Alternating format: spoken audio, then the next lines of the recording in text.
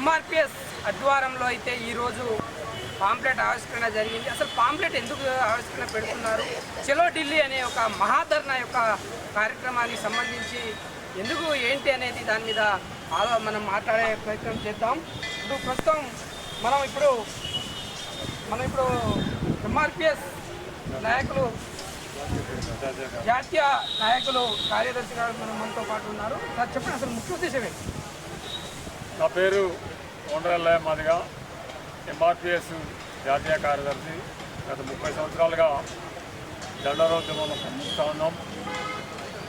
మరి 1994 జూలై 7న ప్రకాశం జిల్లా ఈదుమూడిలో పుట్టినటువంటి దండోరోద్యమం అంచెలంచెలుగా ఎదిగి ప్రపంచం గర్వించే స్థాయికి మరి ఎదిగింది.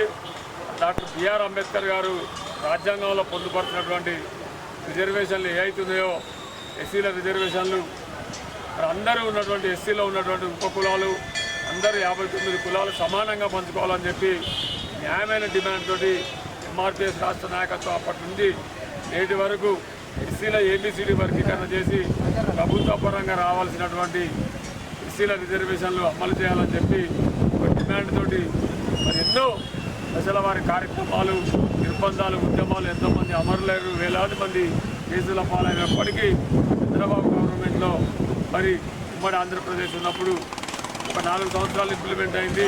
ఆ తర్వాత మళ్ళీ కొంతమంది సుప్రీంకోర్టు వెళ్ళడం వలన మరి అది రద్దు కావడం అయింది.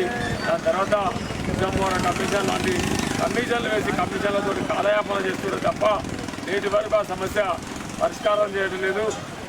గతంలో బీజేపీలో ఉన్నటువంటి ప్రభుత్వంలో ఉన్నటువంటి పాలకులు ప్రధాని నరేంద్ర మోదీ గారి నాయకత్వంలో మేము ప్రభుత్వంలోకి వస్తే ఖచ్చితంగా ముందు రోజుల్లో ఎస్సీ వర్గీకరణ చేస్తామని అబద్ధాలు చెప్పి ఈ దేశంలో ఉన్నటువంటి మాదిగా ఉపకులాల ఓట్లు వేసుకొని 2 సార్లు అధికారానికి ఎక్కి మళ్ళీ 3వ కూడా ఎన్డీఏ ప్రభుత్వంతో మళ్ళీ ప్రభుత్వాన్ని ఏర్పాటు చేసి నేటి వాటికి కూడా ఎస్సీ వర్గీకరణ చేయట్లేదు.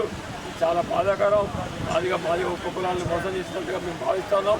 దాన్ని దృష్టిలో పెట్టుకునే ఈ నెల 9వ తారీఖున ప్రస్తుతం జరుగుతున్న పార్లమెంటు సమావేశాల్లో ఎస్సీ వర్గీకరణ బిల్లు పెట్టాలని చెప్పి గౌరవ పెద్దలు ఎంఆర్పిఎస్ రాష్ట్ర అధ్యక్షులు మేడి పాపన్న గారి నాయకత్వంలో మరి రాష్ట్ర వ్యాప్తంగా ఈ నెల 9వ తారీఖున జంతర్ మంతర్ వద్ద పెద్ద ఎత్తున చలో ఢిల్లీ కార్యక్రమం పెట్టుకోవడం జరిగింది. మరి జిల్లా నుంచి కనీసం 100 మందికి తగ్గకుండా ఢిల్లీకి టికెట్లు బుక్ చేయడం జరుగుతూ ఉంది.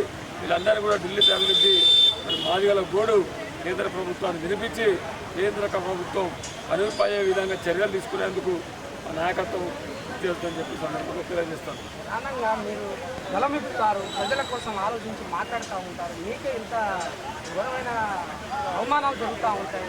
మోడీ గారి దగ్గరికి మొన్న ఎంఆర్పీకి సంబంధించిన మన మొదటి మాదిగా కూడా కలిసిపోయి ఉన్నారు. అప్పుడు ఎలాంటి హామీలు ఇచ్చారు, అసలు ఏమి ఇవ్వలేదు.